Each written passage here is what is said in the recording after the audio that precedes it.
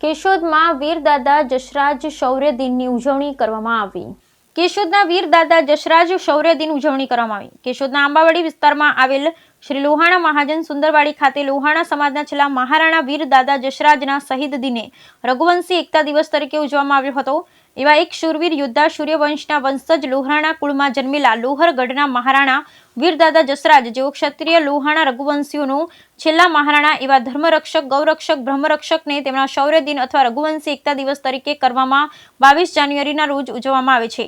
વીરદાદા જસરાજના 967માં શૌર્ય દિન નિમિત્તે કેશોદ લોહાણા ક્રાંતિ સેના અને સમગ્ર લોહાણા સમાજ દ્વારા પુષ્પાંજલિ અને જ્ઞાતિ સમૂહ ભોજનનું આયોજન કરવામાં આવ્યું હતું। લોહાણા ક્રાંતિ સેનાના ડોક્ટર સ્નેહલ તન્ના અને વિજય કારિયાના જણાવ્યા મુજબ સાંજે 5 થી 7 બહેનો માટે તથા સાંજે 9 રઘુવંશી ભાઈઓ માટે જ્ઞાતિ ભોજન પ્રસાદીનું આયોજન કરવામાં આવેલ હતું, જેમાં મોટી સંખ્યામાં ભાઈઓ તથા બહેનો દ્વારા પ્રસાદી લેવામાં આવેલ। આ કાર્યક્રમમાં કેશોદના ડીવાયએસપી શ્રી બિપિન ચંદ્ર ઠક્કર, સાહેબ Govindbhai Devani, doctor Rajesh Shangani, doctor Ajay Shangani, DD Devani, Bhikhubhai Gotecha, Kalubhai Ramani, Keshod press ક્લબના ખજાનચી અને એકતા અખંડિતતાના સહતંત્રી દિનેશ કારાબાર ખાસ ઉપસ્થિત રહ્યા હતા।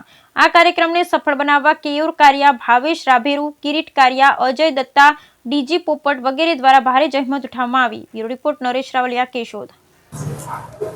ડોક્ટર સ્નેહલ તન્ના, લોહાણા ક્રાંતિ સેના, કેશોદ। આજરોજ 22 જાન્યુઆરી ના રોજ વીરદાદા જસરાજના શૌર્ય દિન નિમિત્તે અમે લોહાણા સમાજના તમામ આગેવાનો એક રઘુવંશી એકતા દિવસ તરીકે ઉજવીએ છીએ અને અમારા છેલ્લા મહારાણા, જે અમે ક્ષત્રિય કહેવાય છે એવા છેલ્લા મહારાણા જસરાજ દાદા 967 વર્ષ પહેલાં એ શહીદ થયા હતા, એમના માનમાં આજે તમામ રઘુવંશીઓ અહીં એકઠા થયા હતા। રઘુવંશી સમાજ એ ખરેખર તો ક્ષત્રિય સમાજ છે અને 950,000 વર્ષ પહેલાં અને દેશની સેવા કરવા માટે ઉત્તરમાંથી જે વિધર્મીઓ આવતા હતા એમનો દેશનો 300 થી 350 વર્ષ સુધી દેશમાં અમને ઘૂસવા નહોતા દીધા અને વિદેશી આક્રાંતાઓથી એમને બચાવ્યા હતા અને એમને માનમાં એને યાદ કરીને અમે આજે વીરદાદા જસરાજનો શૌર્ય દિન તરીકે ઉજવતા હોઈએ છીએ।